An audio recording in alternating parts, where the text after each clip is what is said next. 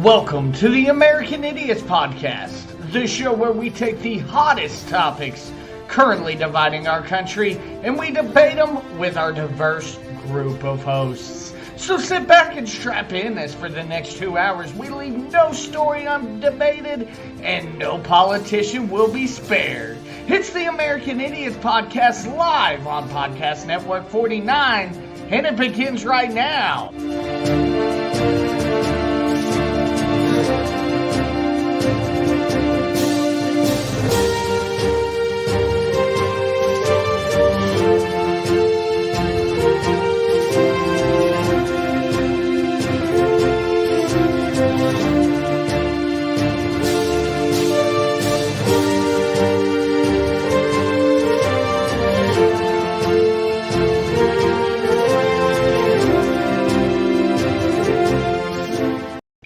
Good evening, ladies and gentlemen, and welcome into the American Idiots Podcast. I am Money Mike, coming at you live from Little Rock, Arkansas. Of course, same housekeeping measures. If you're watching on YouTube, go ahead and like, comment, subscribe to the page, hit the notification bell. Facebook, go ahead and like the page, share it, yada, yada, yada. You guys know the drill by this point. But tonight we got quite a bit to get to.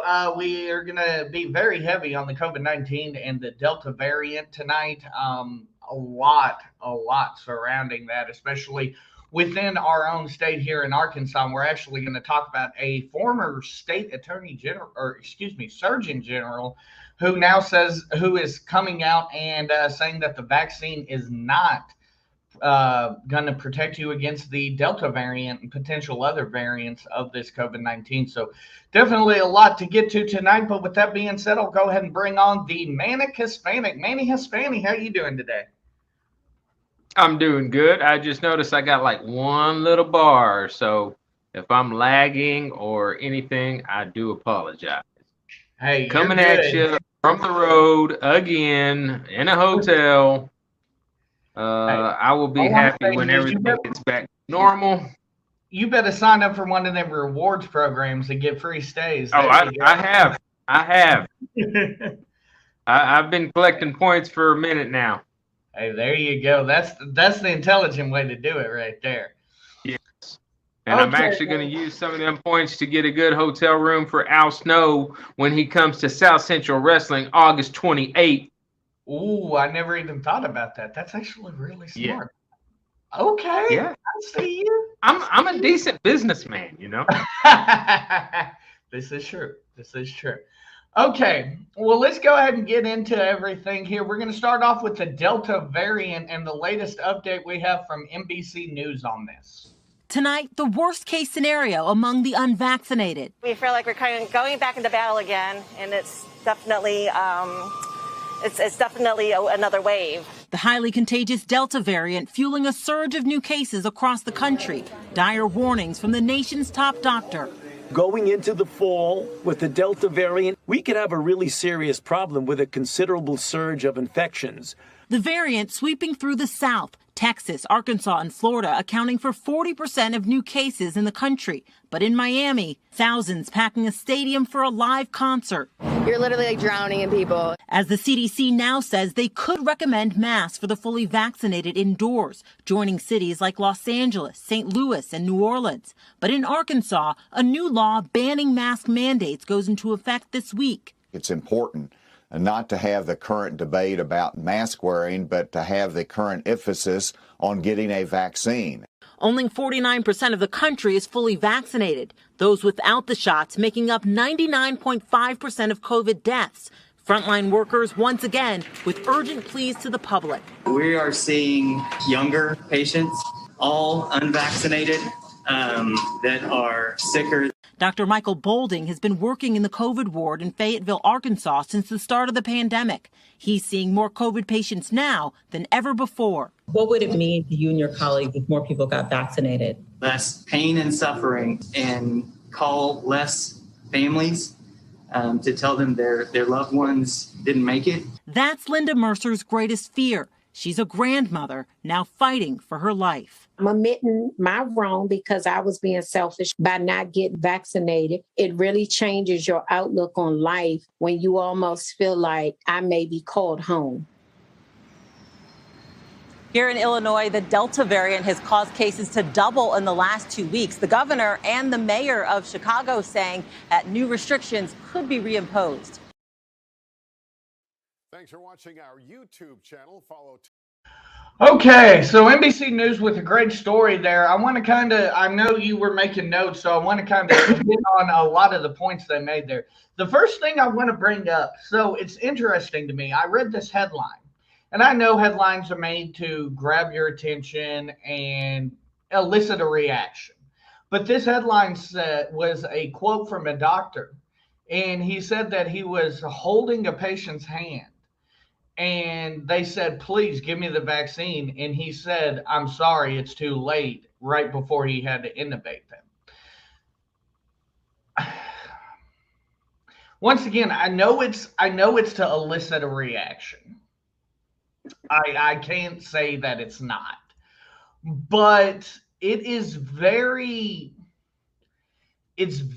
worrisome where we are as a country. And I have no other recourse but to blame not only this administration, but like I said last week, the previous administration as well, the cost risk assessment that they have given to the American people. This shouldn't, in my mind, be an option in anybody's mind. It should be, okay, I'm going to get this like any other vaccine before it. They have not properly given the American people enough detail, in my mind, to elicit that kind of response. And that's very troublesome to me, because now we're looking at these cases like the gentleman in Fayetteville. I mean, you look back at the when this Delta variant first started spreading, what was it, like 2 months ago, they were like, oh, it's not as deadly as the original COVID. Now it's killing more people than the original, by percentage, I guess I should say, more people than the original COVID strain. So, I mean, I know that it's changing week by week, but this is getting very troublesome for me, especially knowing that the state of Arkansas has put in, and I want your opinion on this whenever you respond to me, put in this mask mandate ban. Like, the governor now cannot come back and put in a mask mandate if necessary. I think that's very short-sighted. Go ahead, Manny.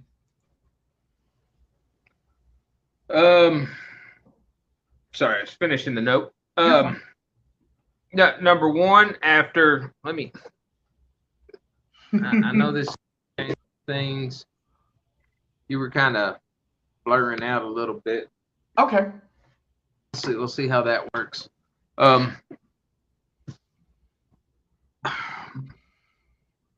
After the things that I've heard about Fauci, why are we still listening to Fauci?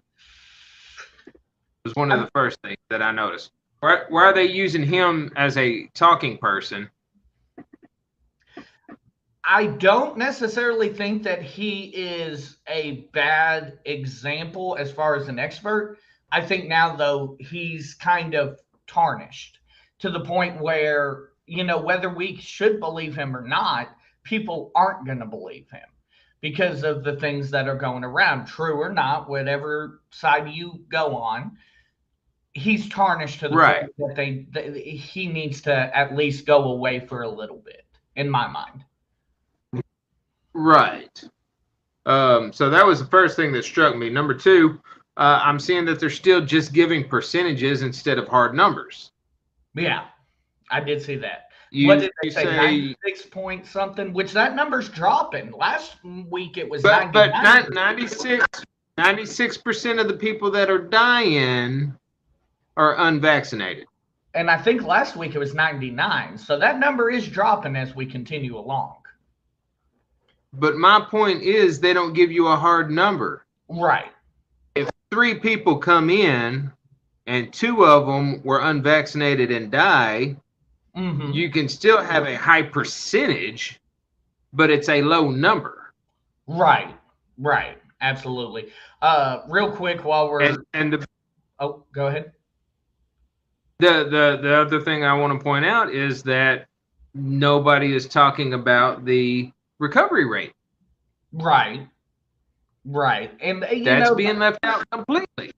That's a good point, too. Of course, the recovery rate's going to be high still this time, I think. Based on the things you were saying, you wanted to talk about the previous administration, but the previous administration didn't really have the vaccine. Right. Well, yes, they did push masks, which I still don't think masks really help. Mm-hmm. I really believe it's surface-to-surface contact. Right. Right. That's what we need to be watching out for, not worried about what we're breathing as we're walking past things and people. Right. Does it spread that way? Yes, I'm sure it spreads that way, but not near at the numbers as surface-to-surface contact. So, I mean, you can point fingers at the previous administration all you want. They didn't have the vaccine until the end of that administration. And once they had the vaccine, he went with the, what was it, warp speed to try to get it out there. He didn't make it mandatory that you have to get it. It still isn't mandatory that you have to get it in most places. I'm hearing that some employers are starting to make it a mandatory thing that you have to be vaccinated. Yes, which gets actually, into the right. VA was the biggest one this week that came out, and all new medical employees have to be vaccinated to work at the VA. Yes. So there you are. Most medical employees, are they private or are they military?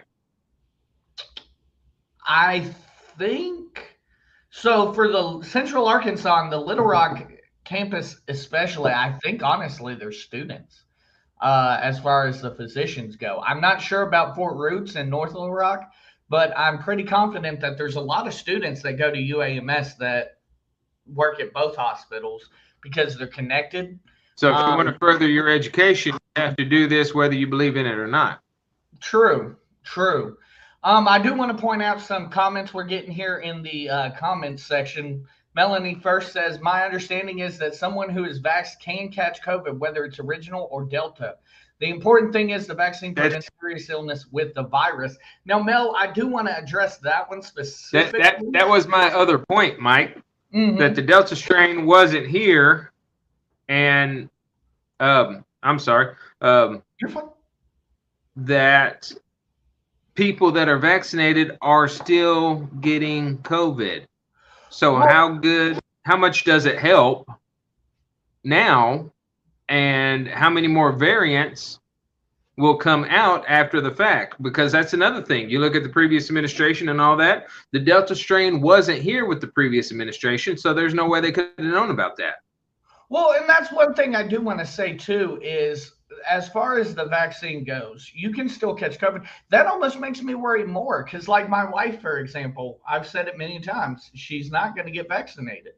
It makes me worried that as a vaccinated person, I could carry it not knowing it and give it to her and she could get deathly ill.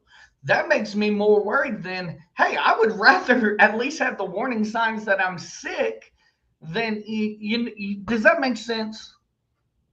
Yeah, it does make sense. It just, you have no warning. So, I mean, Lord only knows I could pass it on to her and not even know it. That would be a problem. Right. She also says, I don't think the problem is government misinformation nearly as much as media misinformation, especially alarmists repeating conspiracy theories as facts. I think we've talked about that. A lot of the media is to blame for a lot of this and a lot of the mistrust of the vaccine, yes. I believe. And I get that, but did we bring up government misinformation? I did. Remember I said that I blamed this administration and the previous one. And she says we're talking about the, I guess, long COVID is COVID-19. I'm assuming is what she's referring to as COVID-19. And that's true. Really, we're all focusing on the Delta variant. I want to know, I kind of do want to know that breakdown. How many of these cases are Delta and how many of these cases are... Right. Again, another statistic that they're not giving us. Exactly. And finally, she did say it's airborne. I'm not so sure that this one's airborne. It can be airborne, but it doesn't maintain airborne status indefinitely. I believe, the new Delta is actually mostly passed through contact with each other.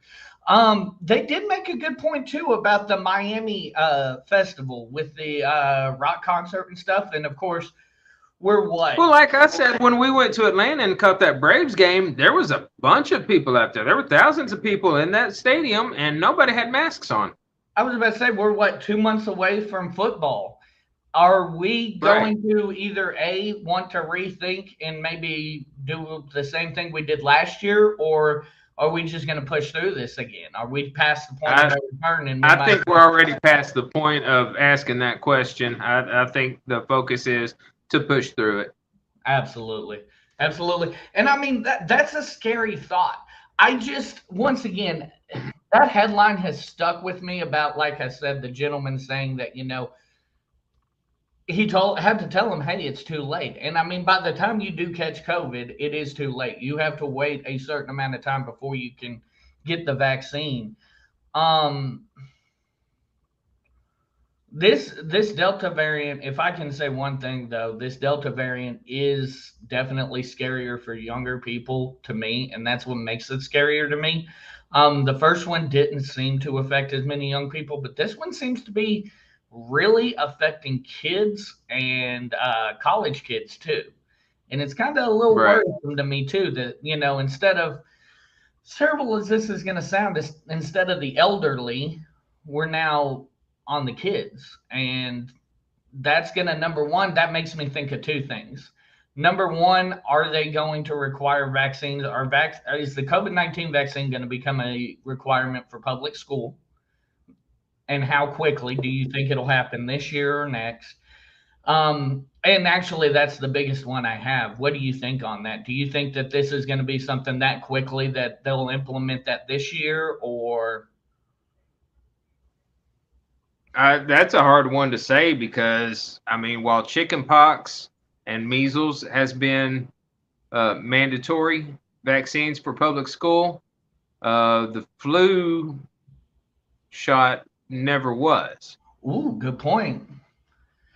So and it's you know, where I'm not exactly sure where they draw that line as to what vaccines are there to mandate and which ones they just kind of let go, because I mean, even, and I don't know what all's there with chickenpox, honestly. Right.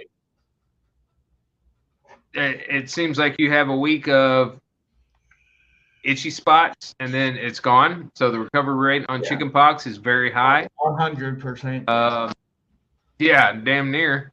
Yeah. But it's still one of the vaccines that they mandate for public school. Well, and I think maybe not just the fact of how serious this Delta variant is affecting people right now. I think the reason why I'm thinking this is just how contagious it is. Like, it seems like pretty much what they're telling us is if one person catches it in a school, damn near the whole school's going to catch it. Could be wrong, but right. But you got to think chickenpox was real similar with that too. True. Very good point. And, you know, another thing that they're starting to bury again that I'm still wondering about is these RSV illnesses. And because RSV is a respiratory illness, could it be being misdiagnosed as COVID-19? That's something I've thought about. Very good question. I'm actually curious at how much of this might have been misdiagnosed, because, I mean, we went through flu season. You didn't hear about large flu numbers. Mm-hmm. Right. Very true. That's a good point. I would say that probably a lot of flu cases were misdiagnosed this year as COVID-19. Could very well be. So speaking of the vaccine, we actually, and I don't know if you got to see this video, I think I posted it or sent it to the group last night, but the state attorney, or a former state surgeon general, I keep wanting to say attorney general, has come out on a local Arkansas broadcast and said that he does not believe that the COVID-19 vaccine will be efficient against more and more of these variants. So let's take a look at this. And, you know, I'm all about listening to the experts, and this one's dissenting. So let's see what's going on. This is Talk Business and Politics with Roby Brock. Welcome to the program. I'm Roby Brock. COVID-19 cases are spiking across Arkansas as the Delta variant takes root. Low vaccination rates and a laissez-faire response from state elected officials has led to quadruple-digit growth days in cases, and deaths are well over 6,000 now. Children now being affected in a much more deadly way. I caught up with Dr. Joe Thompson, former state surgeon general and CEO of the Arkansas Center for Health Improvement, to discuss. All right, Dr. Joe Thompson, Arkansas Center for Health Improvement. We've seen reports of children dying from COVID-19 this past week. This is kind of new territory, and there is a new threat. Why is this happening? Roby, unfortunately, the virus has now penetrated our younger age populations. More than half of the new infections over the course of the last week have been in people under age 35, and it's reaching down into our teens and younger children. We did suffer the first reported death. We've had a death last year that was also noticed in children. So this now is affecting younger kids, and it's a cause for concern of both parents and school officials statewide. You mentioned school. School starts in less than a month statewide in the state of Arkansas. This Delta variant is obviously much more dangerous. Should we be changing school policy to allow for virtual classes, to mandate masks in some way? Well, this Delta variant is more than twice as infectious as the parent virus that we dealt with last year. We're on a steeper infection curve than we ever were last year with the Delta variant racing through our communities. And I think we're going to need to have all tools available for us. Superintendents are worried about their ability to bring kids back in school safely. And we really need to try to get everyone that could be protected with the vaccine protected before we start school or college this fall. As much as we're calling for that, it's not happening. I mean, you can look at the statistics and tell. So what is going to change behavior to get people that can get the vaccine to get it? And what do we need to do to put precautionary measures in place to protect those school children? Well, our General Assembly unfortunately handcuffed both local mayors and superintendents by not allowing them to put mask requirements in place for students or in communities that have a significant outbreak. I think we need to revisit that decision because of the threat that we're under. We need to have all of our tools on the table as we go into this fall to avoid a repeat of last year. The governor has the authority to call a pandemic emergency. The legislature, because of the new law, just has to affirm that, or they can call it off, I guess. But it's still the governor's call to make on a pandemic emergency. Are we at that point? When you look at the statistics and where we are compared to where we were in a pandemic emergency a year ago, is it time to declare an emergency? We are approaching that point. We have about a third of the maximum number of cases we ever had each day last year. We're at a third this year. The trend line is much steeper than it was last year. If we don't get control of the spread of this Delta variant, or my biggest fear is that with the spread, we're going to have a new variant that is either more infectious or escapes the control of our vaccines, and then we will be back at square one as we were in the original pandemic. So I'll ask this question I asked earlier, maybe a little differently or a little more bluntly. Should we have a mask mandate for schools? Should we have a mask mandate for businesses? The American Academy of Pediatrics has come out, and because we cannot protect children less than 12, and too many of those over 12 that are eligible for a vaccine will not be protected, they call for all schools to have masks for all kids. The Catholic Diocese this week decided that all Catholic schools would have masks for school, all grades for all kids. I think we need to have masks in schools when we go back.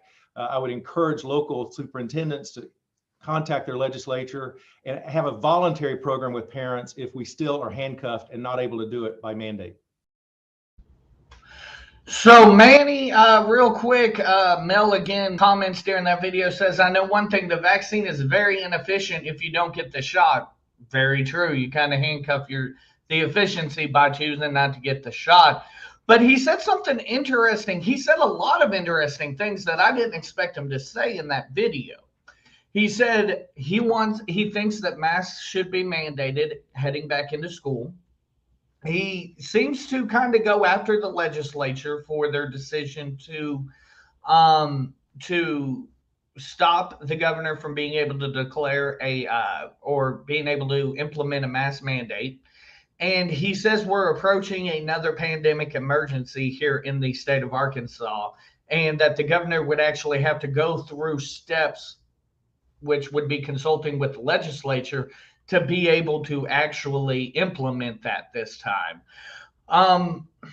My first question would be, do you believe that we are heading towards another pandemic emergency? I mean, I would say that we're to the point at hospitals being at critical mass that, yes, something needs to be done differently. I don't know what that looks like. I'm not smart enough to tell you what that looks like. If you don't want a mask, then okay, what are our other options? We need to be looking at that in my mind, because what we're doing right now doesn't seem to be working. Well, I'm just going to regurgitate what I'd said just before. I think we're past that point. Mm-hmm. At the point you start looking at this is getting bad, you need to start making decisions.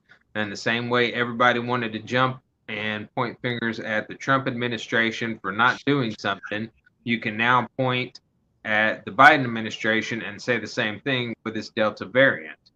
Nothing has been shut down. Nothing has been pushed so that the spread would cease. We're still thinking this is a 14-day issue and then it's gone, correct? As far as where everybody was pointing at Trump, hey, you could have shut down the country for 14 days and been rid of this completely. Well, the Trump administration isn't doing it either. I could be wrong on this, but I think actually the CDC has lessened that. If you're exposed, you can get out of quarantine after 7 days with a negative test, I believe. Don't go. Now we only need to shut down the entire country for a week instead of 2 weeks. So what's the Biden administration waiting on?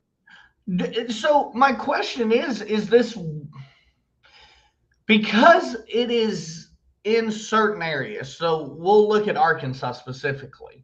Is it that we should implement a nationwide shutdown, or should it be on Governor Hutchinson to put pressure on the legislature to do something about it locally?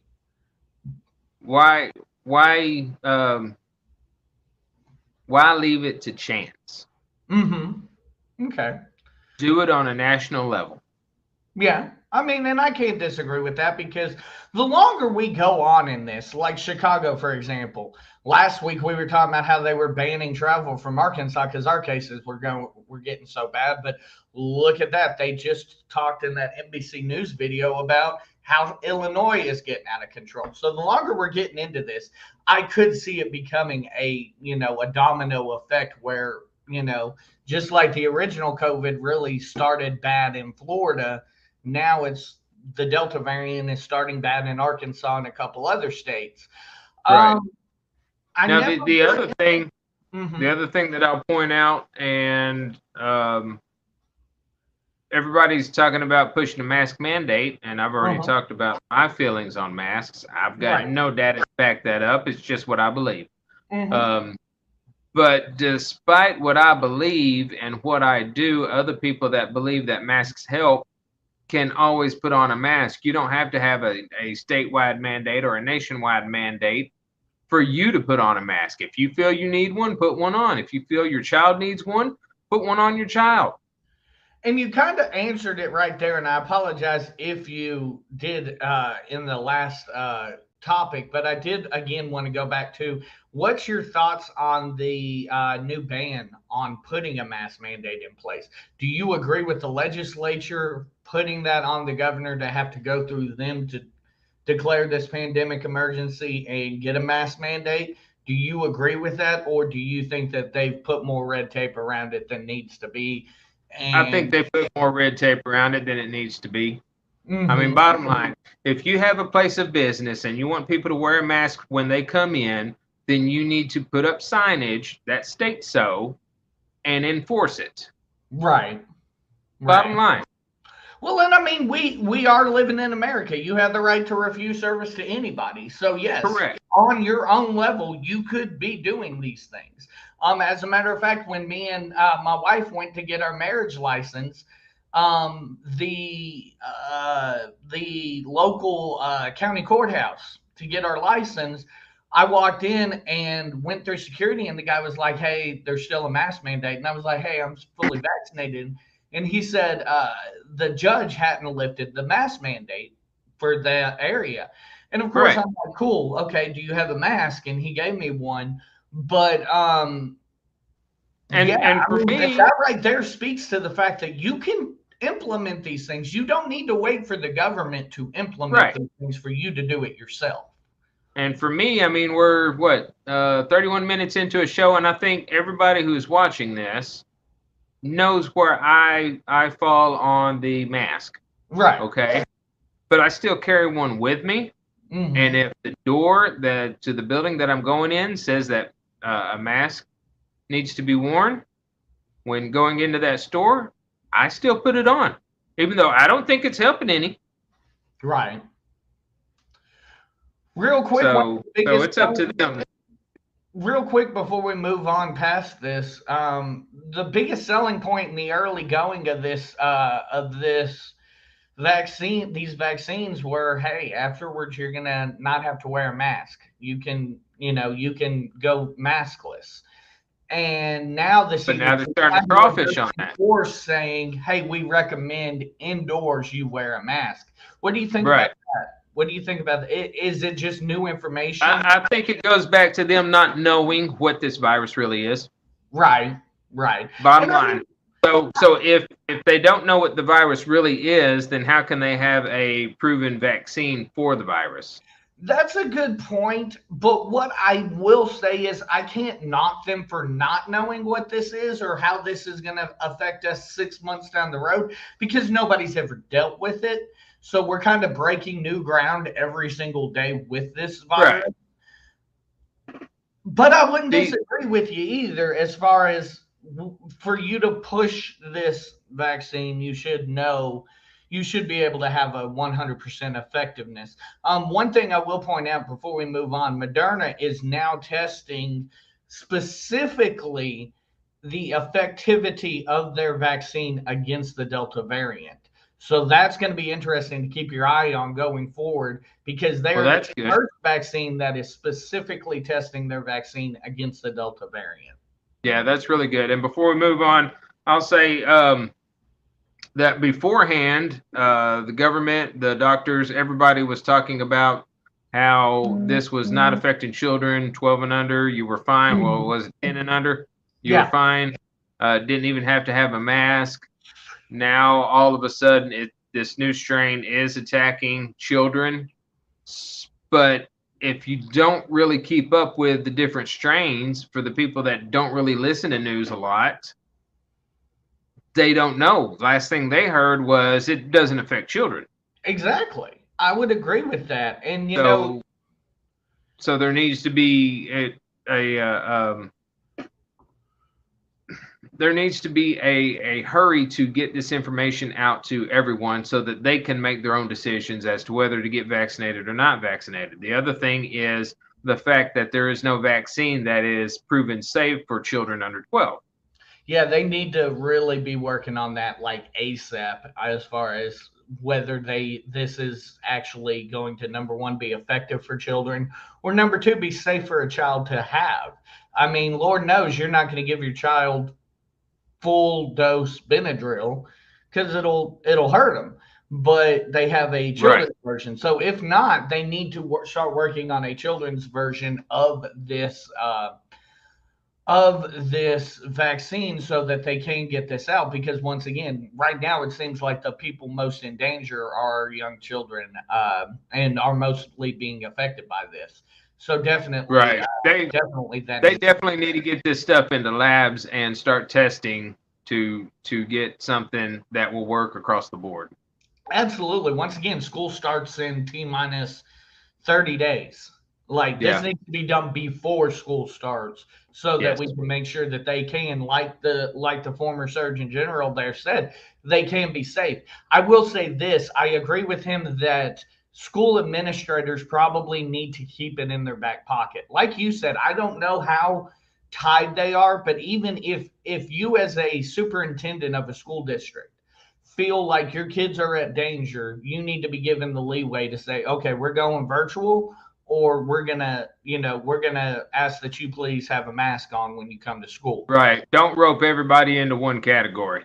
Exactly. The other thing that I think they need to do is make sure that they provide the hand sanitizer at any point that you are forcing majority of students, majority of people. I mean, this goes back to grocery stores, everything. Yeah. Once you are forcing the majority of the people to touch the same thing, you need to have sanitizer right there. I don't know how many times I've gone into a store and the only card reading machine that everybody that goes through that line has to touch has no sanitizer around, so that once you touch it, you can sanitize your hands. Mm-hmm.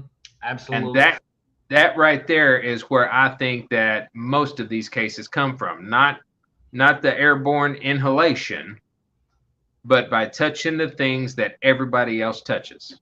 I agree. And one thing, I don't mean to keep going on about this, and you can respond quickly if you want to this, but we do need to be moving on. One thing I'm wondering is there is a question in my mind. If we do too much, are we going to create a super bug the wrong way? Whereas we're trying to do too much as far as keeping our immune system from being compromised, and then we get a bacteria that's resistant to everything that we know how to do, kind of like MRSA, where MRSA was immune to just about everything whenever it first got out. I wonder if we are heading down that path as well, of creating a super COVID, because we are, some of us are hypersensitive to this stuff right now, as far as, using hand sanitizer at all times, using masks, yada, yada, yada. Are we kind of setting ourselves up the other way as well? You have to, it seems like there's this fine line that we're missing between too safe and not safe enough. And we're just missing that fine line right there as to what we need to be doing to stay safe. I could be wrong. As far as possibility goes, yes, it's possible that we're doing that. And that's another reason why I don't feel that masks are a great idea. Because you still get your other germs, your allergens and all that stuff naturally. Mm-hmm. So your body builds up the defenses that it needs for the regular stuff that we go through. Absolutely. I mean, I wouldn't be surprised whenever we come out of this fully, like wherever everything's lifted off and we're not worried about it as much anymore. And, there's no questions. I'm almost worried that like the cold and flu season, the next one is going to be a son of a bitch, because and it's probably going to be like, it'll probably be like a weak flu bug that is out there, but it'll wreak havoc on everybody's systems because they've been so sanitized. Exactly. Okay, so we'll go ahead and move on. Nancy Pelosi over the past week has made headlines for not axing not only one but two GOP recommended representatives on the January 6th commission. And we do have a story on this from ABC News. But my question in all of this is going to be, is Nancy looking for the truth, or is Nancy looking to paint her own narrative and manipulate the facts to prove her narrative? Here we go. Tonight, the political storm unfolding on Capitol Hill today after House Speaker Nancy Pelosi rejected two Republicans for the January 6th Select Committee that will now investigate what led to the attack on the Capitol on democracy. The Speaker drawing very strong criticism tonight for the move. She acknowledged the move is unprecedented, but necessary, the Speaker claims, given the men's actions. So what were those actions and how are they responding tonight? Here's our senior national correspondent, Terry Moran in Washington. Tonight, as Congress moves to investigate what led to the violent insurrection at the Capitol, Speaker Nancy Pelosi making a stunning and unprecedented move. Declaring the integrity of the investigation was at stake, Pelosi rejected two Republican congressmen, Jim Jordan of Ohio and Jim Banks of Indiana, handpicked by the GOP leadership to sit on the special committee. Pelosi said she had concern about some of their statements and actions. Within hours, House GOP leader Kevin McCarthy made his decision, threatening to pull all Republicans off the committee. Pelosi has created a sham process. Unless Speaker Pelosi reverses course and seats all 5 Republicans, we will not participate. Both Jim Banks and Jim Jordan voted to overturn the election after the insurrection, and Jordan has repeatedly attacked the idea of an investigation. They just want to be partisan. They just want to continue to attack the former president.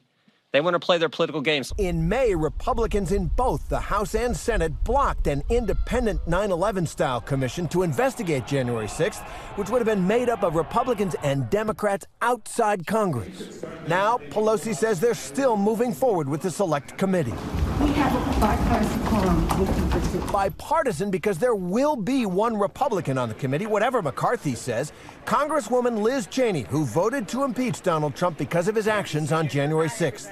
At every opportunity, the minority leader has attempted to prevent the American people from understanding what happened, to block this investigation.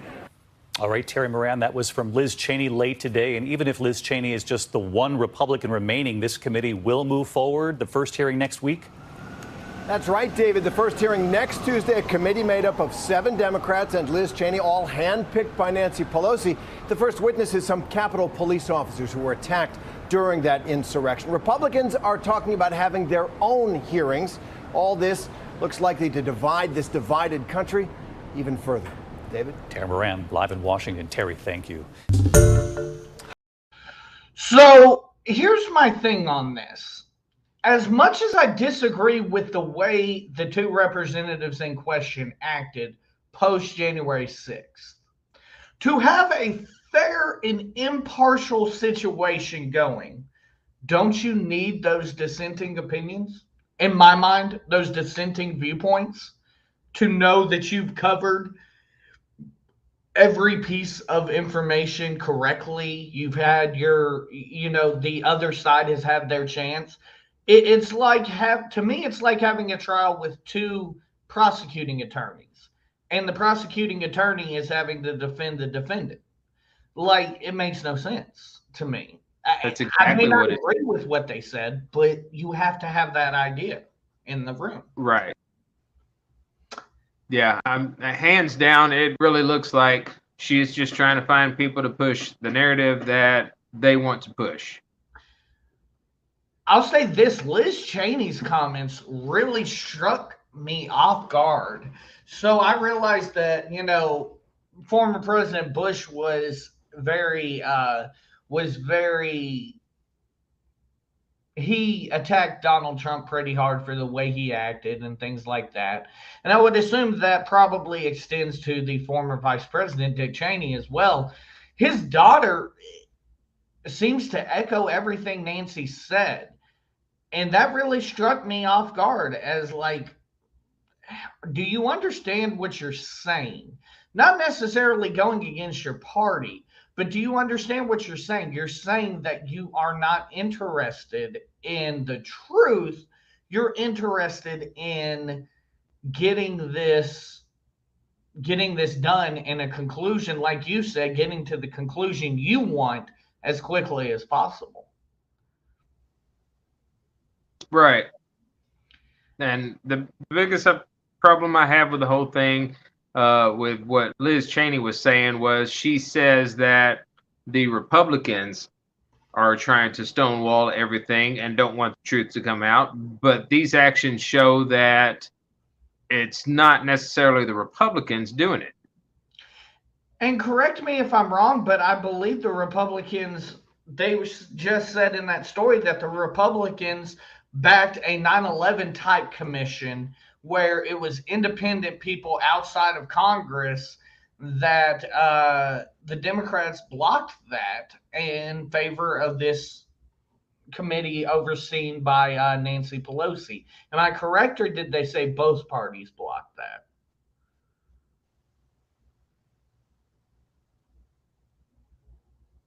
Manny?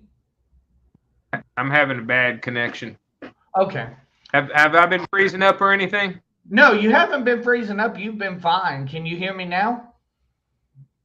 Yeah, it's kind of digitized, the audio, okay. But So what I was saying was, if I understood the news story correctly, the Republicans backed a 9/11 type independent commission, but the Democrats blocked that. Did I hear that correctly? Or did the news story say Republicans and Democrats blocked that? Uh-oh. Manny Hispani just went down. Hopefully we'll get him back pretty quick here. But this is a situation that's very frustrating to me.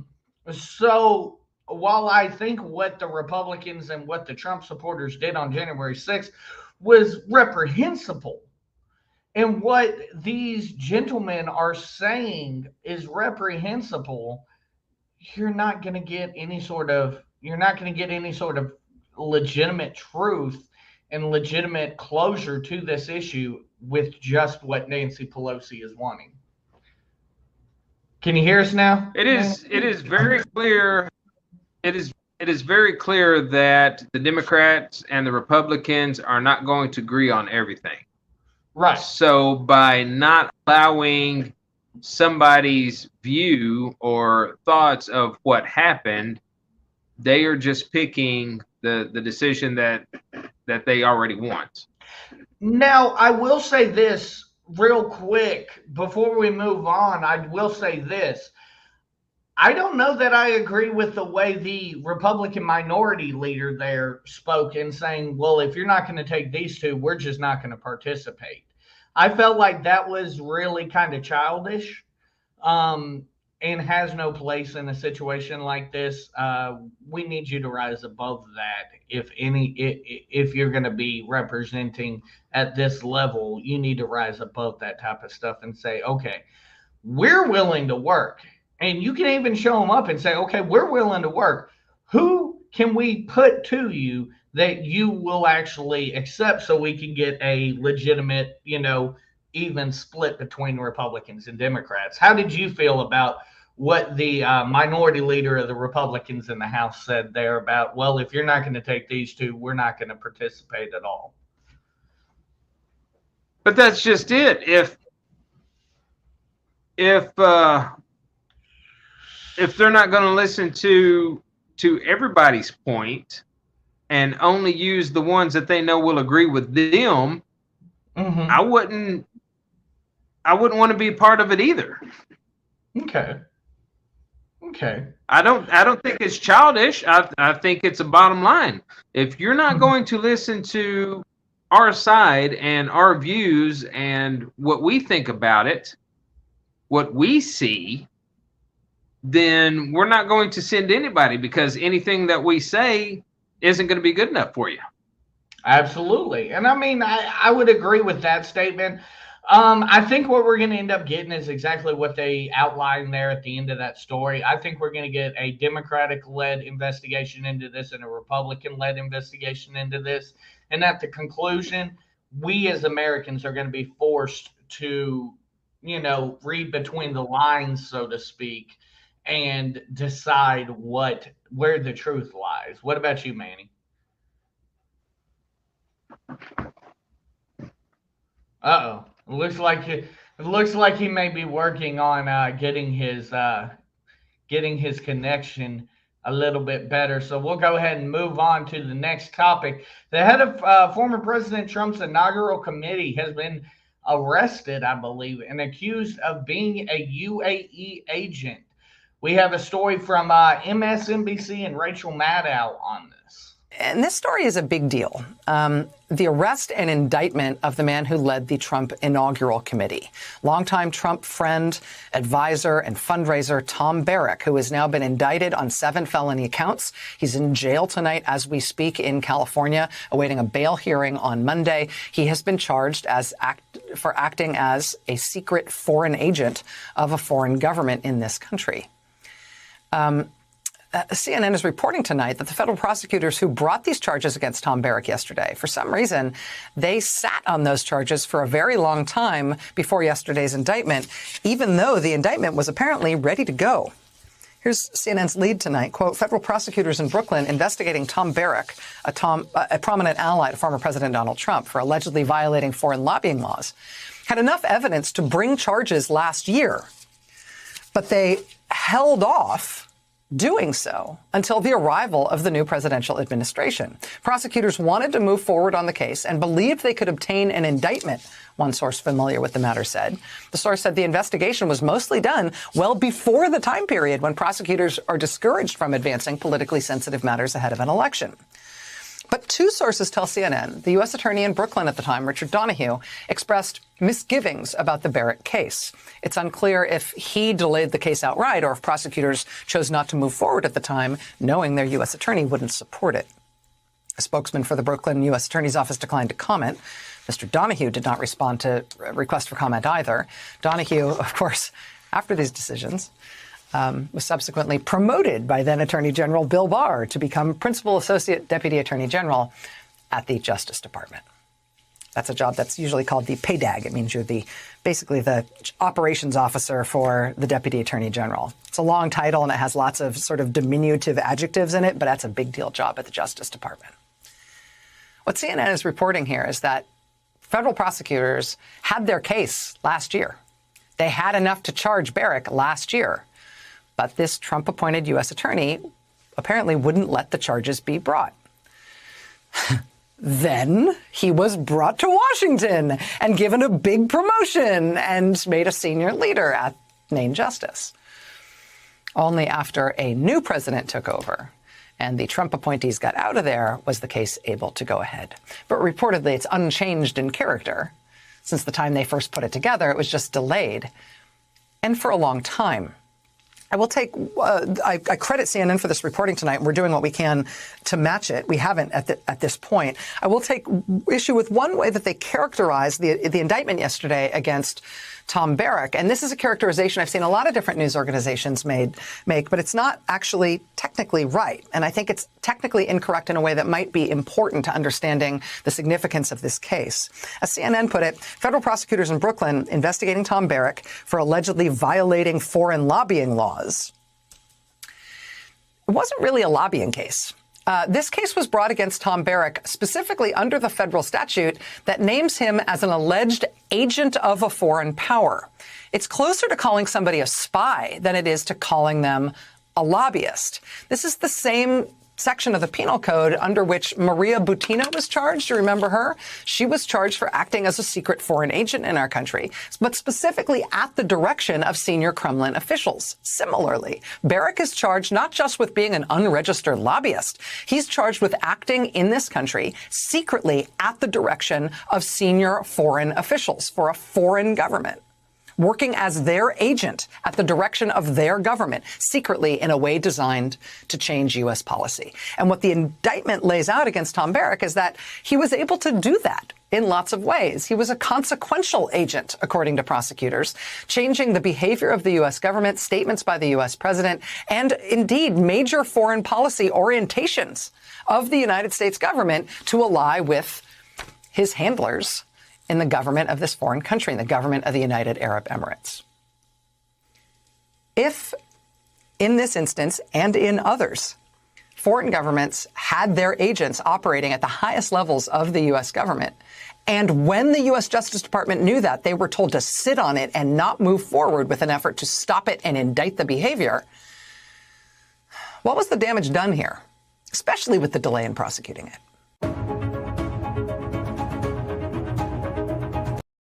Okay, Manny, I'm not sure how much you got to hear of that, but I'll kind of wrap it up for you here a little bit. So essentially, what ends up happening is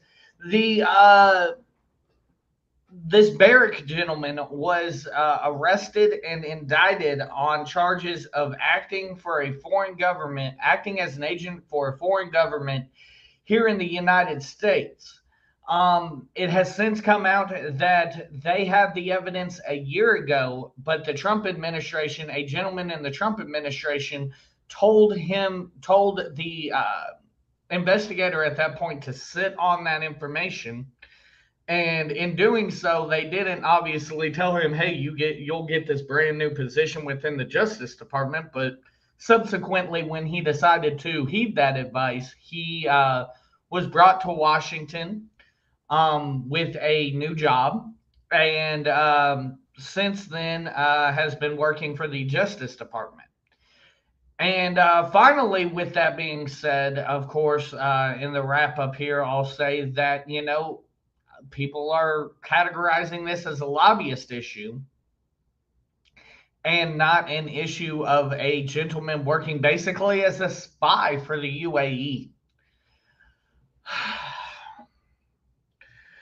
With all of this being said, and hopefully, Manny, I'll say this much, Manny, you're looking good on my end. I don't know if you can hear what I'm saying, but essentially, what all this is saying is, number one, the Trump administration knew about this gentleman a year ago. They refused to allow the prosecution to go through, and they gave the person who was investigating this quite the promotion for not continuing to investigate this. What's your thoughts on this? I mean, does this go up as high as the president, you think, or do you think this is, as you said, I think you said, it's kind of sad he trusted the wrong people? Yeah, I don't think it goes as high as the president. I don't think he put people in places hoping that information would get out. I honestly believe that Donald Trump loves this country and wants to see this country succeed. That being said, you have snakes in the grass no matter where you go. Right, especially in my opinion, people that move against this country should be subject to charges of treason. So, what do you think? Hopefully he can come back in. The part I probably found most interesting is that this is being reported as an issue of this gentleman making an error with lobbying. This is being reported as a lobbying crime, whereas the actual indictment reads as basically this guy was a spy and acting in the interest of the UAE government. What do you make of that? I mean, that sounds like treason to me, and this gentleman needs to go down for a long, long time. Not only does he need to go down, but whoever decided to sit on it needs to go down as well. And, I don't know if you heard this part, but, whoever decided to sit on it, that gentleman needs to go down. I think also the person who, let's be honest, these type of backroom deals are made all the time. I think Scooter Libby was the biggest in the Bush administration. I'm not sure about the Obama administration, but I'm sure they had their dealings too, as well as the Trump administration, and even the Biden administration will. This is just Washington, D.C. for you.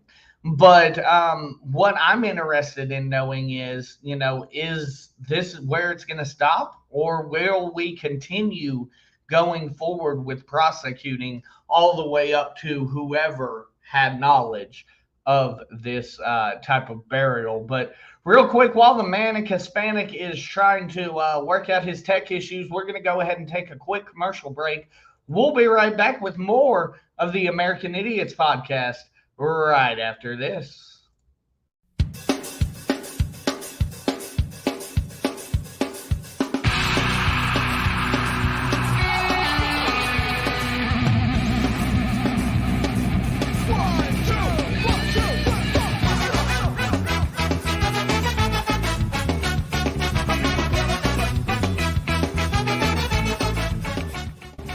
Each and every Monday night, join the American Idiots podcast for a fresh look at the top headlines that are currently dividing our country. It's the American Idiots podcast only on Podcast Network 49.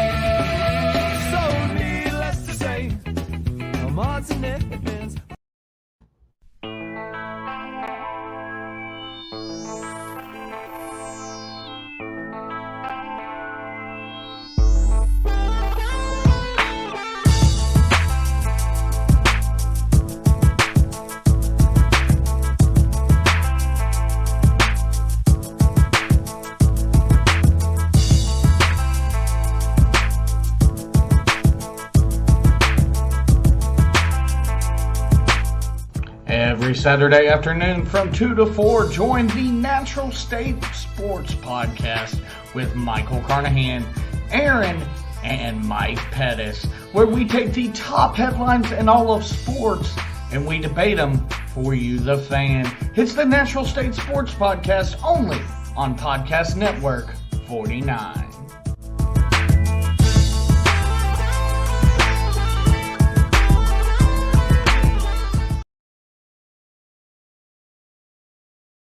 I've been champion for a long time, Tony, simply because I'm the best there is. I got more women waiting for me in that hallway, quivering, shaking, having conniptions than you met in the last 5 years. You know why? Because I just happen to be Slick Rick.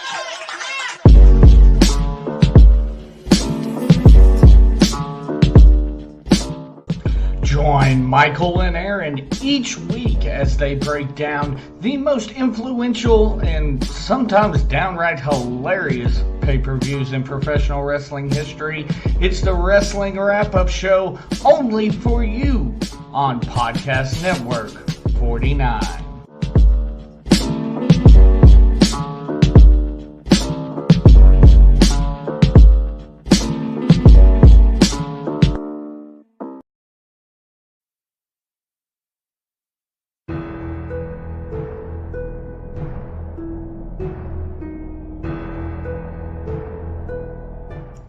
Each and every Sunday night at 8 p.m. Central Standard Time, join Michael Carnahan and Lisa O'Brien for the Clear and Convincing Podcast, live on Podcast Network 49, where we look at the most infamous cases in our country's history, not from the court of public opinion, but from the court's perspective. It's the Clear and Convincing Show on Podcast Network 49.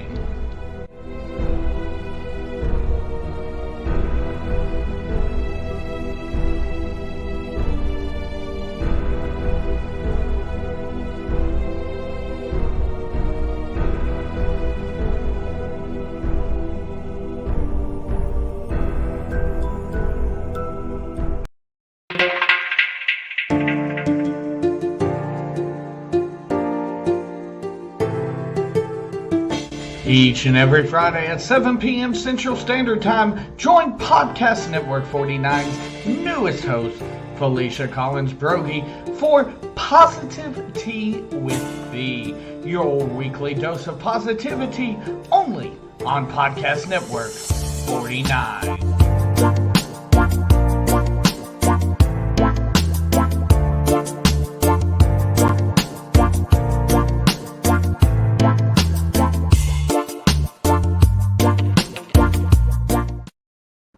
Okay, well, we're back. We're going to go ahead and cut out the second hour intro. The Manny Hispanic finally has some signal in the podunk town he's in right now, so we're going to try to take advantage of it.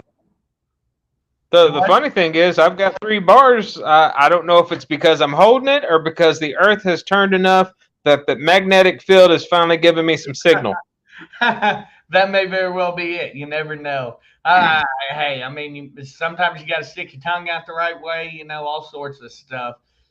So I will not be using my stand anymore because holding it gives me 3 bars, so I'm just going to hold it. Okay, right on. Well, we're going to try to get through these pretty quickly here, but President Biden's 6-month approval rating is holding steady at 53%. We're going to go ahead and look back at the first 6 months and what he's accomplished and try to talk to you about our grades for the presidency so far. A 6-month milestone. Today, for the first time, President Biden convened his team without distancing, elbow to elbow, in the cabinet room. We're delivering on our promises. His stewardship over the COVID crisis, the highest priority. We have to stay vigilant, especially with the Delta variant that's out there. The president did deliver on his early pledge to speed vaccinations, but now struggles to convince hesitant Americans to get the shots. On the economy, he says now more Americans are working. 3 million jobs. more than any administration has done in the first 6 months of being in office. But today, House Republicans delivered their own 6-month report card, including blasting inflation at a 13-year high. Americans are paying more for everything thanks to President Joe Biden. On the global stage, the president says he has restored traditional partnerships. America is back at the table. But it's unclear whether demands made of adversaries like Russia will be met. And on immigration, Republicans blame the president for migrant apprehensions at a 21-year high. At the border, the crisis continues to spiral out of control. We've seen historic numbers continue to rise. The president unsatisfied. We have to tackle the immigration problem, which we're working really hard to get done. And then there's rising crime. The president also acknowledged that voting rights and infrastructure are key goals still not within reach. Thanks for watching our. Okay, let's go ahead and talk about this, and we'll break it down this way, Manny. We'll go step by step on each section on where we think the president, how we think the president is doing, and then we'll give an overall. On COVID is where we'll start. Obviously, that's the biggest issue facing us as Americans right now. I'm going to give the president a C. He still hasn't been able to convince people. He hasn't done a good job of being able to convince the people he needs to convince, which are the people that weren't going to get the vaccine. He has done a terrible job of doing so. He has been able to get the people that were going to be vaccinated. He has not done so for the people, a good job of the people that weren't going to be vaccinated. He is in the process of holding his first cabinet meeting without any sort of social distancing, meanwhile talking about the Delta variant running rampant throughout the country. Set a damn example for the country if you want to talk about how bad the Delta variant is. Don't send mixed messages. So I give him a C on COVID so far. What about you, Manny?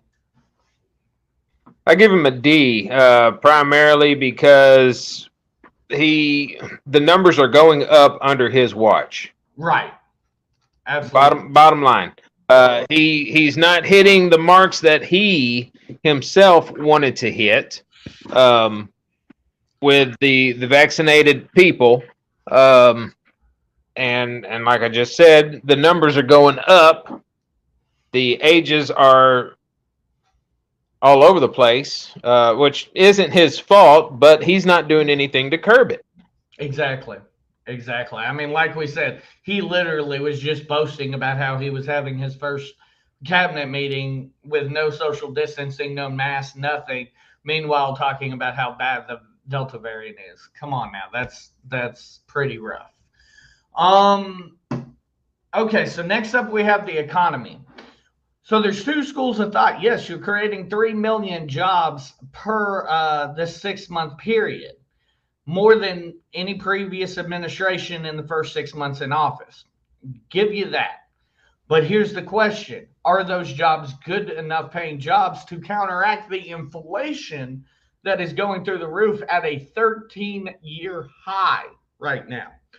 Obviously, you can't put everything on the Biden administration as far as the economy because, of course, you know, it doesn't stop once there's a new president and reset and all that stuff.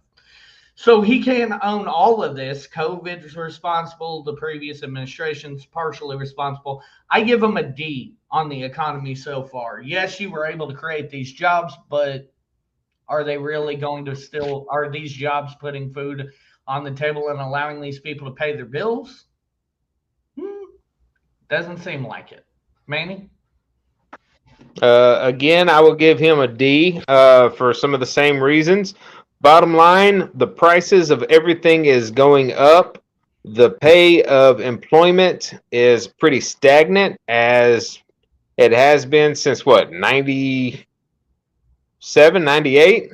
Yeah. When did we get to the $7 minimum wage? Hold on, let me Google. That may actually have been in the Bush administration.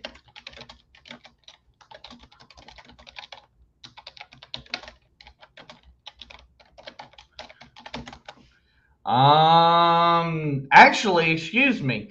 That went into effect 2009, so that was under the Obama administration. It was 655 Okay. in 2008, 725 at 2009 is when they finally got into that. All right. So you got prices going up, you've got pay that is stagnant, and you've got unemployment at record numbers. I'm giving him a D, and I feel that's generous. Right. I mean, once again, 3 million jobs, but are those jobs that people are going to want to work? Once again, we talk about these people that are living off of these assistances that, hey, if I'm making $13 an hour basically sitting at home off the government, then I'm not going to settle for a minimum wage job. I'm just not. And we're in Arkansas, okay? This is what got me. When we went on vacation, we visited Tennessee, we visited Georgia, a couple of places in Georgia. We visited Mississippi.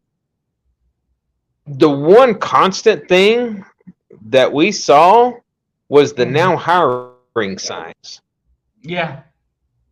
You can boast. Everybody is hiring. You can boast the job growth, but guess what? Unless people are filling those jobs, you really can't take credit for that, in my mind. And that's one thing. And what is he basing the job growth on? Is he basing the job growth on this year? This year they've created this many jobs? Well, that many jobs has been filled because that many jobs were bailed on when COVID started. Yeah, I think he's literally looking at the 6-month period he's been in office. 3 million jobs were created.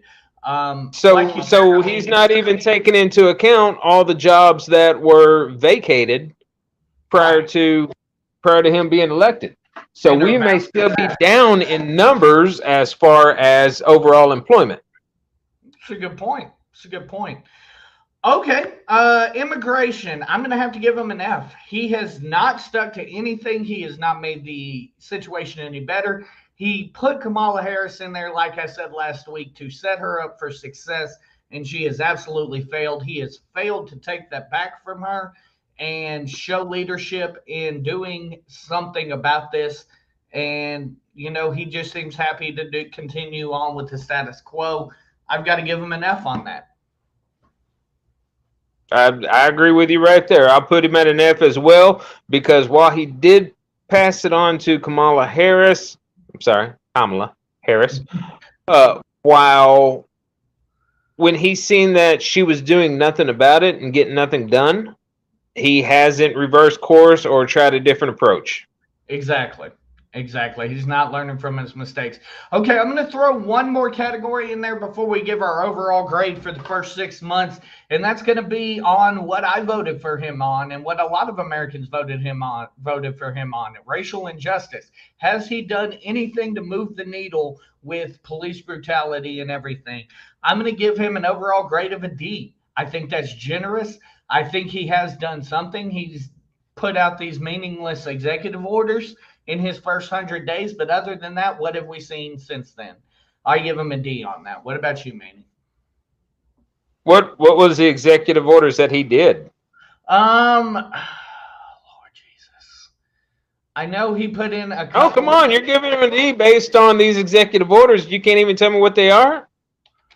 Dude, I know we covered him.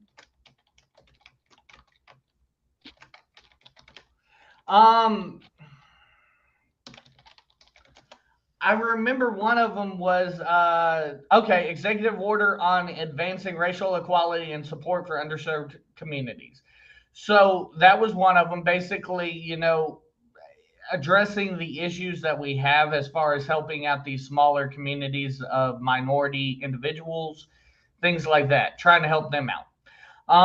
There's been addressing the issue. Is that what that order did? It just addressed the issue? I mean, that's all it didn't really put anything into play, did it, Mike? No, and that's what I said, these meaningless executive orders as far as that goes. I mean, he's done nothing to address the police brutality. He's done nothing to address, the laws in place that are allowing these things to occur. he's done nothing as far as this goes. So, I mean, I'll give you a pat on the back for writing your name on some paper, but that's about all I can do is give you a D. Yeah, that's why I give him an F. Okay. I that's all I've got for him. The prosecuting attorney for the dumbass that wanted to kneel on somebody's neck. Oh yeah. Made more strides at racial equality than Joe Biden has. I would agree. I would absolutely agree 100% with that statement. Okay, overall grade, I mean, just averaging everything I've given him out, I'm going to give him a D. It's going to be a low D, close to an F. I mean, D minus, very much. We talk about this every single week. What is Joe doing? And it seems like Joe is sitting in the chair and not doing a whole hell of a lot. Economy is, while you look at it like you said, I didn't even think about it that way, but the 3 million jobs you say you created, how many of those are bounce backs from COVID? I mean, it's pretty bad across the board so far for the current administration in my mind. They've got some work to do. What say you? Are you guys sticking with an F? D minus, yeah. I'll be kind and give him a D minus, but he really hasn't done anything to benefit the nation as a whole. Right. Not that I've seen. A lot that he's done has been these executive orders. And once again, we've talked about this. We talked about this when Sean was on. Executive orders are really just worth the paper they're written on, and that's about it. Right. There's no teeth behind it. So they need to definitely be working on getting some teeth behind these executive orders if they want to help. I haven't seen the details of the infrastructure bill, but I can give him credit, Mel. I don't know if you're asking that for credit to go to Joe on that, with us talking about his first 6 months. But I would have to, as much as the good Lord's probably going to strike me down for saying this, I have to give that to Congress, because Congress actually came together and bipartisanly did something for infrastructure. Right. Like, I can't even give Joe that one. So that's where we are there on Joe Biden. So, okay, real quick before we move on, though, what do you think about his approval rating? It hasn't moved at all. It's stagnant at 53%. It hasn't gone up, but it hasn't gone down. And I find that surprising that it hasn't gone down. Mm-hmm. I really do. And I wonder if that isn't the media trying to at least save a little bit of face, giving a false number. And, we can't really say that it's gone up, but we won't let everybody know that it's gone down. Gone down. Right. And by the way, Mel, to actually answer your question, I haven't seen the details on the infrastructure bill, not at all. She says, not yes, Congress hasn't done anything on infrastructure. As far as I know, the Congress, and correct me if I'm wrong, as far as I know on the infrastructure bill, it was actually led by Nancy and the Republican side of the House. Could be wrong on that, but yes, that's what I believe the details are on that. I haven't seen the actual what it's sending money to, yada, yada, yada, though. I knew Nancy was the one heading it up, but yeah, they haven't been real public about what they're putting out there. Yeah, I mean, the last thing I heard about the infrastructure bill was it has bipartisan support. That is literally the last thing I heard about it. And I haven't heard anything since, if it's even started making its way through either chamber yet. So, Mel, do you know the details? Yeah, I was about to say, if you know the details. Inquiring minds want to know.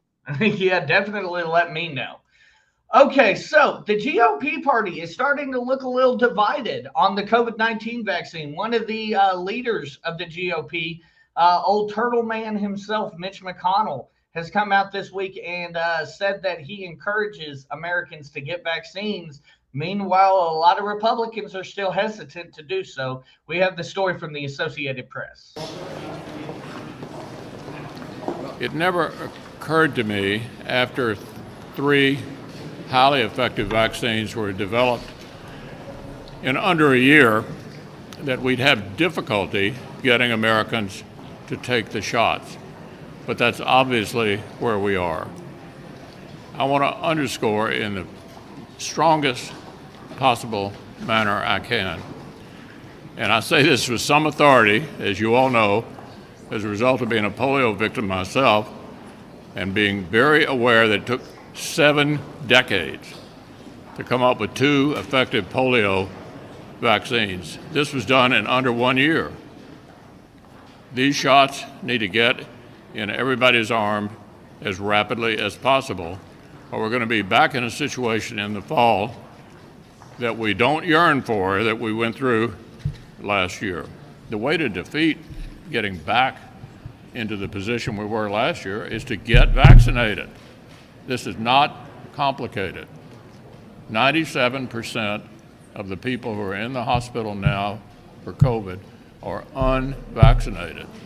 So if there's anybody out there willing to listen, get vaccinated. It is not at all unclear that the way to avoid getting back in the hospital is to get vaccinated. I want to encourage everybody to do that and to ignore all of these other voices that are giving demonstrably bad advice. Okay, so Senator McConnell there, very forceful. He gave a pretty damn forceful endorsement of this vaccine. Even I didn't know he had polio. I may be late to the party on that, but I didn't know he had polio in his younger years. Very, very glowing endorsement of this vaccine from Senator McConnell, even though the rest of the GOP kind of seems like they're still making up their mind. What do you think about those senator's statements there, Manny?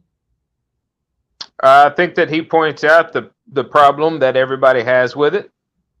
He said it took 2 decades to get a vaccine for polio. This one was done in under a year. That's the issue. It hasn't been tested. It hasn't been looked at. Right.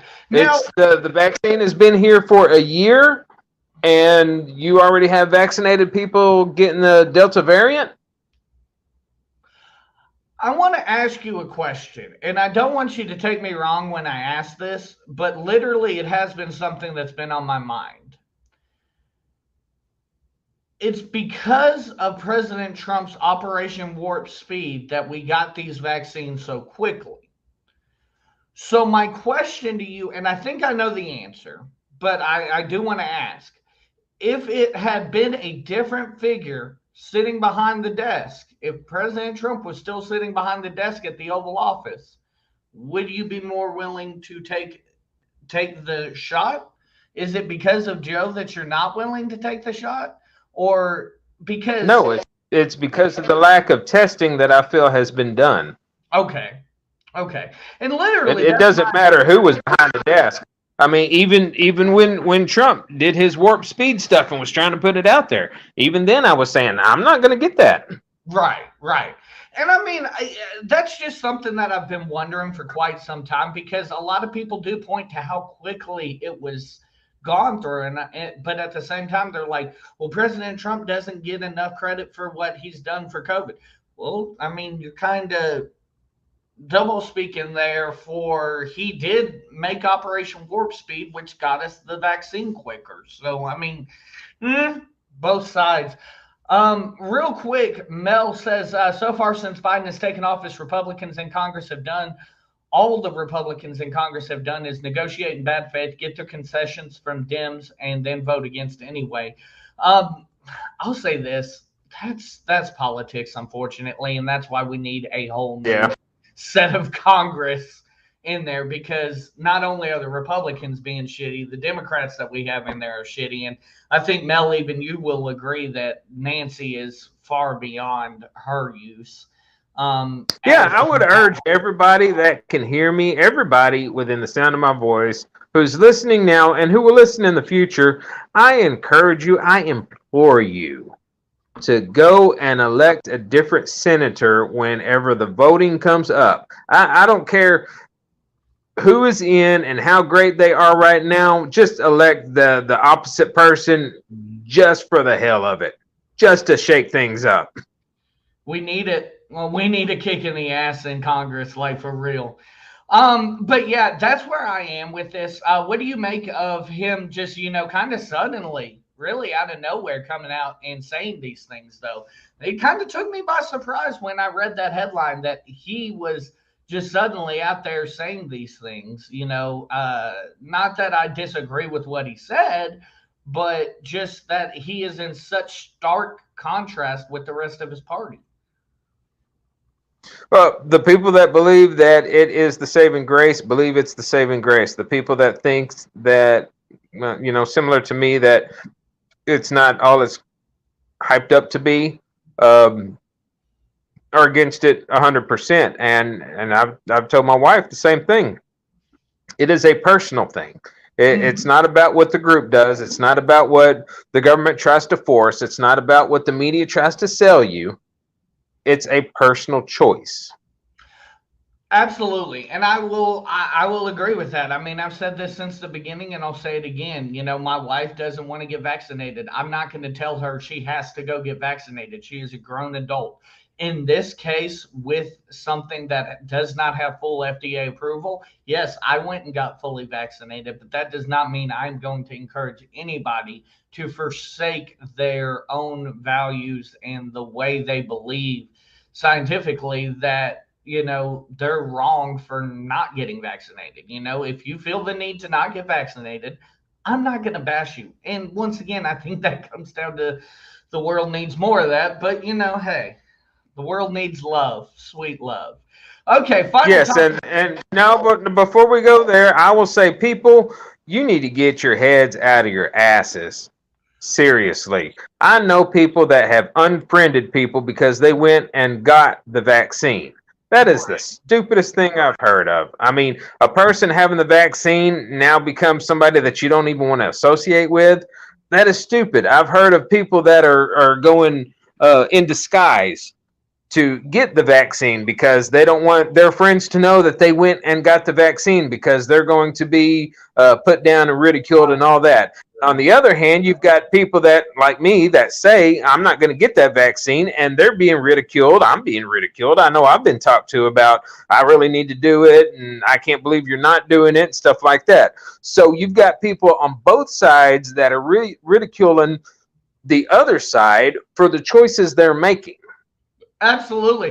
And Stop. I can sit here and tell you till I'm blue in the face that, hey, you're risking this, this, and this, but it's kind of like smoking.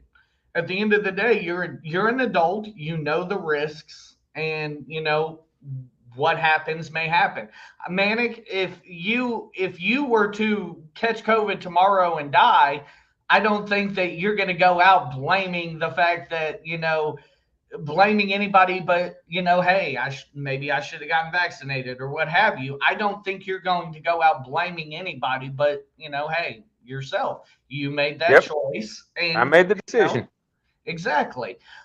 Mel said, I don't know every detail, but I do know that Biden, et cetera, are pushing for things like police reform, help for families, help for those of us caring for elderly family members, among other things. My problem with Biden is simply that he is old school dance with them that brought you. In other words, too beholden to the dollar. And yeah, Mel, I would agree with that. We've talked about, and it's not just Biden. There's a lot of those old school people. A lot of senators that y'all can vote out next season. There you go. Exactly. Once again, Washington is a corrupt place, and I'm going to use a Trumpism here and say, let's drain that fucking swamp, because there's a ton of people, Republican and Democrat, that need to be the hell out of Washington. And yes, that's what I was about to say. The swamp is on both sides. Exactly. Okay, so final topic before our American Idiot of the Week. Sarah Huckabee Sanders had an appearance on Fox News, and we're going to go to that in just a moment. Try not to barf, Mel. Where she encourages vaccines, but she condemned the Biden administration for their doubts on Operation Warp Speed. And I know you're going to take some notes, so we'll get some good talking points off of this. Here we go. So the CDC is talking to the White House about changing the mask mandate because we see these surges of coronavirus. almost all of it is with the unvaccinated. So whether it is at the state level or the federal level, got to figure out what to do about the people who have not yet gotten the shot.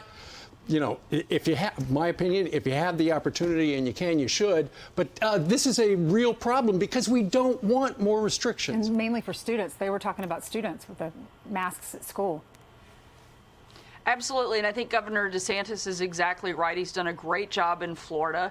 If I'm elected governor here in Arkansas, we will not have mask mandates. We will not have mandates on the vaccine. We will not shut down churches and schools and other large gatherings because we believe in personal freedom and responsibility. That's one of the key cornerstones, frankly, of our country. I do think if President Biden and Vice President Harris and others on the left are serious about helping save lives through the vaccine, they should admit they were wrong when they cast doubt on Operation Warp Speed at the very beginning and give President Trump and his administration the credit they are due for helping get this vaccine created safely, quickly, and effectively and into the hands of Americans. I think that would make a huge difference, and I think that they should really take some responsibility and step up and fix the mistake that they made by casting so much doubt at the very beginning of this process. Rough stats, about 80% they say of Democrats are vaccinated, about 52% of Republicans are vaccinated.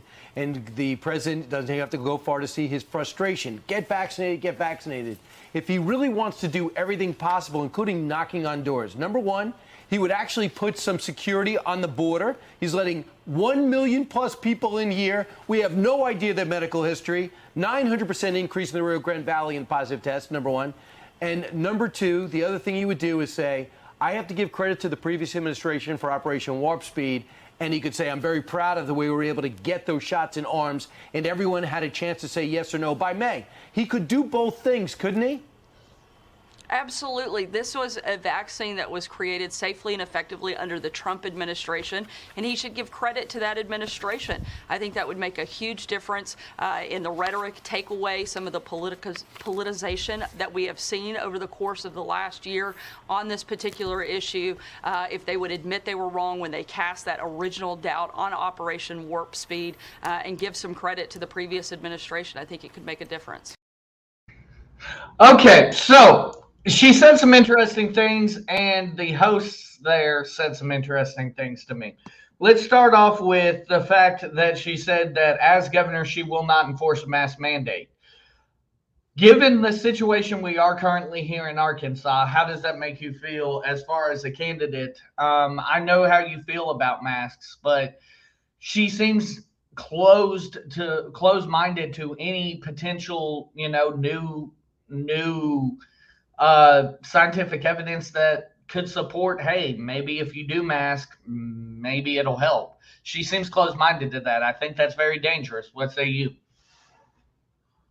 Well, I think everybody knows where I feel about the masks. I don't think they help near as much as sanitizer helps. Her not mandating masks is basically going in par with what's here already. The governor already is saying that there's no mask mandate. And it goes back to what we were saying before. It is a personal thing. Mm-hmm. Personal accountability. The school wants the mask. The school can mandate the mask regardless of what the government says. Now, one thing the current governor, Asa Hutchinson, has stopped short of saying is he will not close businesses, churches, large gatherings, etc. He has not said that is not on the table. She just said that it is not on the table should she become elected, which, I mean, hopefully by that point we won't really be worried about this because it's a year from November. But what do you make of that? Taking that completely off the table as well. I believe that she's following the Constitution of the United States. Okay. If we start going against the Constitution of the United States based on things that are happening, then the government can always make something happen when they want to put you in control. Okay. I see what you're saying.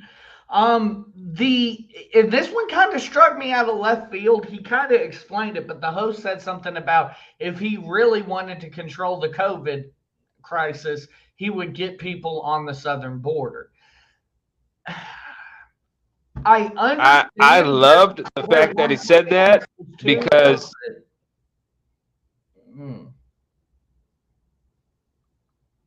Go ahead. I'm sorry.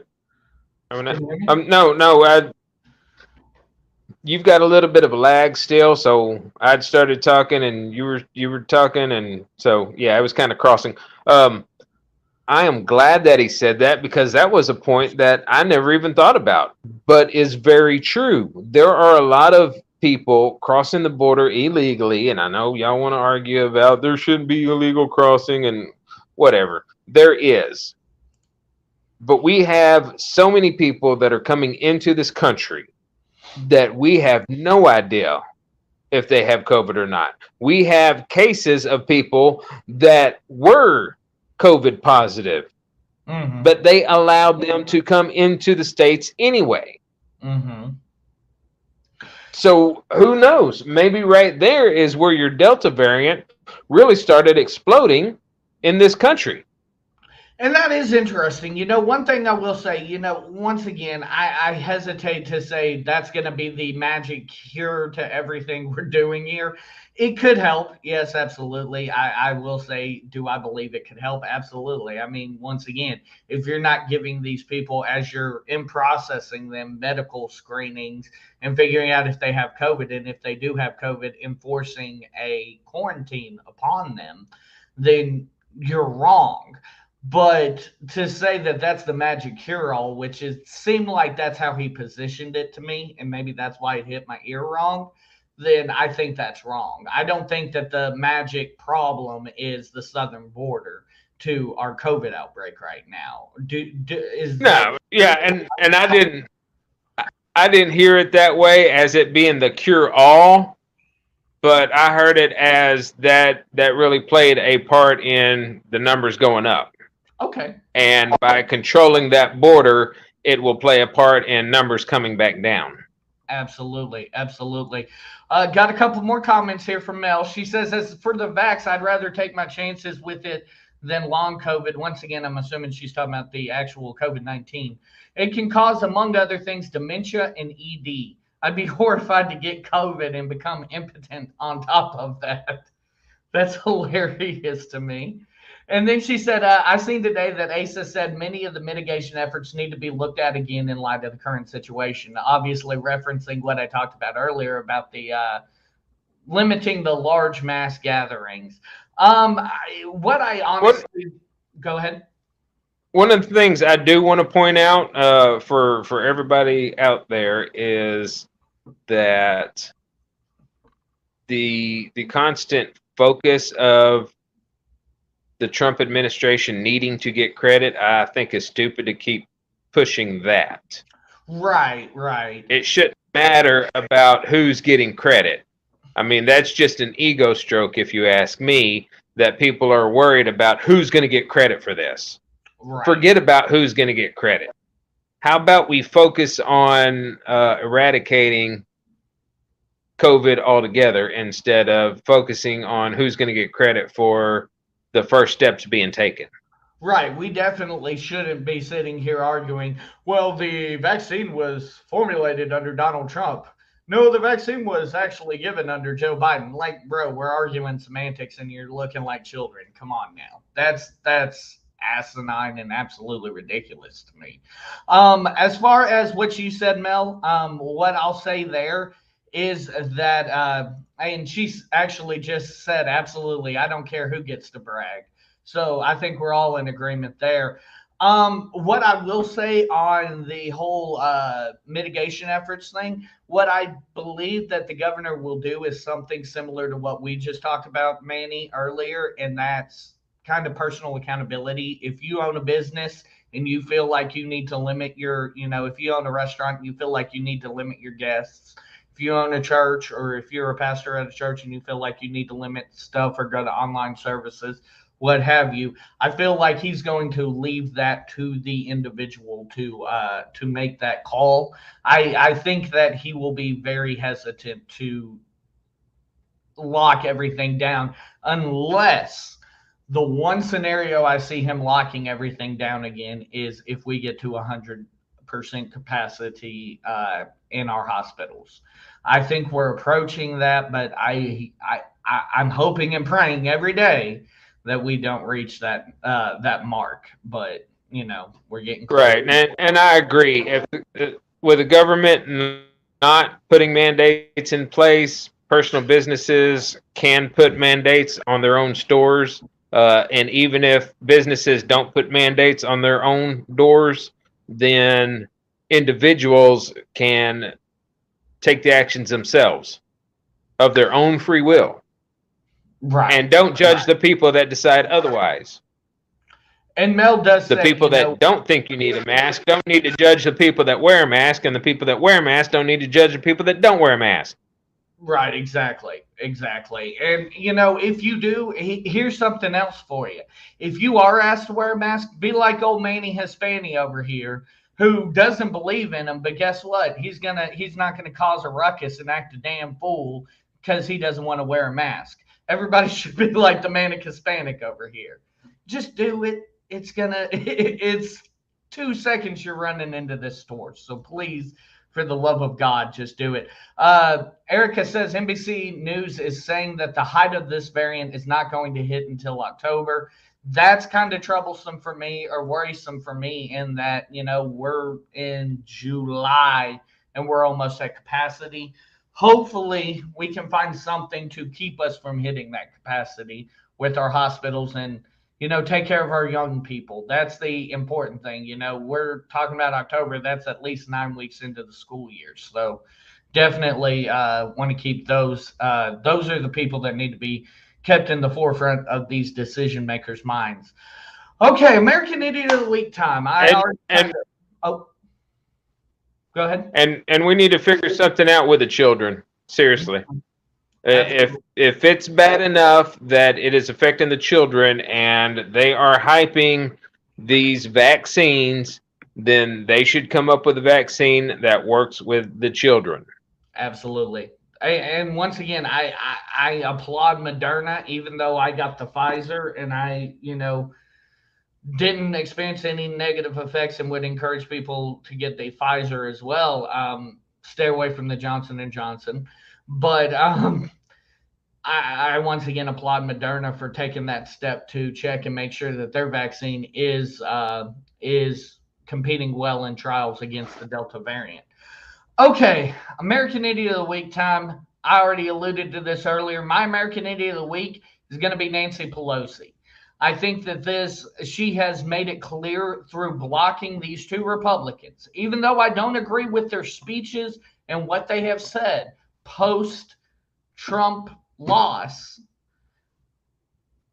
her actions in doing so have made her committee come under and become open to speculation of how accurate it is, of how unbiased it will be.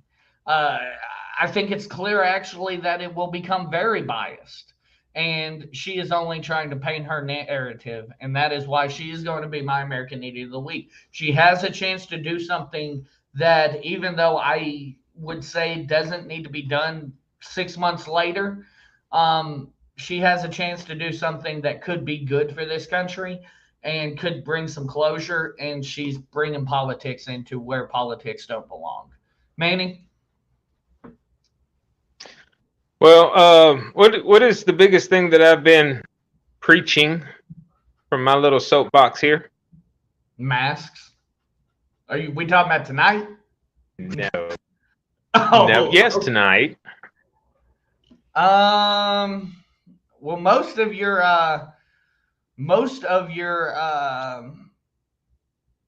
American Idiots of the Week have to do with Biden and Kamala, so I'll go somewhere in that realm. Yeah, but I mean specifically tonight, what is the thing that I've been preaching at the most? Personal accountability? There you go. Okay. Not judging each other for what we decide to do. Okay. Right. My American Idiot of the Week, Marjorie Taylor Greene, who decided to call people refusing service for unvaccinated people segregation. Oh, God. She needs to look up the word segregation and see what it really means. Oh. It is not refusing service because of an illness that is going around. That is not segregation. Right. And if a business wants to keep unvaccinated people out, that is their business. They shouldn't be judged for that. I would agree with that statement. Okay, so real quick before we get out of here, I got some comments to clear up. Mel says, bullshit, the Republicans voted en masse against a commission. I'll say this much, they seem to be playing fair enough right now that they were willing to put somebody on the commission. So, you know, even though I think it's a little bit childish, even though you made a good point, Manny, that how they acted and they may have voted against a commission to begin with, but once the commission pushed forward and they wanted to put representation on that commission, now the other side is saying, oh no, that one's not good enough. Yeah, exactly. I mean, once again, aren't we supposed to be rising above? As Michelle Obama would say, aren't we supposed to be going high when they go low? We're better than this. Because bottom line, the Republicans didn't think that there needed to be a commission because they didn't think that it was anything that needed to be investigated that hard. Absolutely. It was a bunch of ignorant people busting down doors to go into the Capitol to be stupid. Absolutely. But I think what the Republicans did is exactly what you said. Whenever they found out, hey, okay, we're going to do this commission, they decided, okay, we're not going to allow you, though, to paint your narrative of what happened. We are after the truth. Also, I think Erica and Mel both were agreeing with your American Idiot of the Week there in saying yes to you. And Erica finally comments, idiots of the week are the ones judging others. Channel 4 reported people are going in disguises to get the vaccine so they won't get kickback for their choices. Y'all make some better choices. If I can say anything, make better choices. It's absolutely asinine and ridiculous that you would take a choice to hurt somebody for their own personal decision. Melanie says Jim Jordan was only nominated to turn any hearings into a circus. You know what, then? Again, at least you have a dissenting opinion. I believe all opinions should be like court. All opinions should be examined and all angles should be examined. So that's where I feel on that. That's why she's my American Idiot of the Week. But yeah, if there's one thing we've learned tonight in this hour and 48-minute broadcast, be kind to each other for the love of God.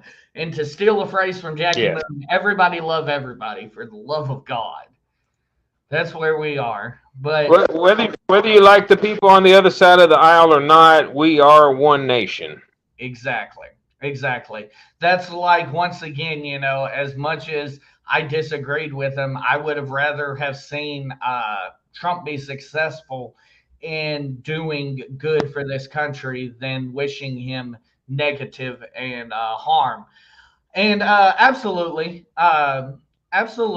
Mel, I know you're not trying to be an ass. I'm just talking to you about why I believe what's going on is going on and why she was my American Idiot of the Week. Anything else you got before we get out of here, Manny? Not that I can think of. Okay, awesome. Well, we want to thank everybody for tuning in tonight to the American Idiots podcast. If you can, or if you missed the live show, you can always listen to us live on, or not live. You can always listen to the archive on iTunes, Stitcher, wherever you find your podcasts. It should be up by tomorrow morning. So once again, for the Manic Hispanic, I am Money Mike. Good night, everybody.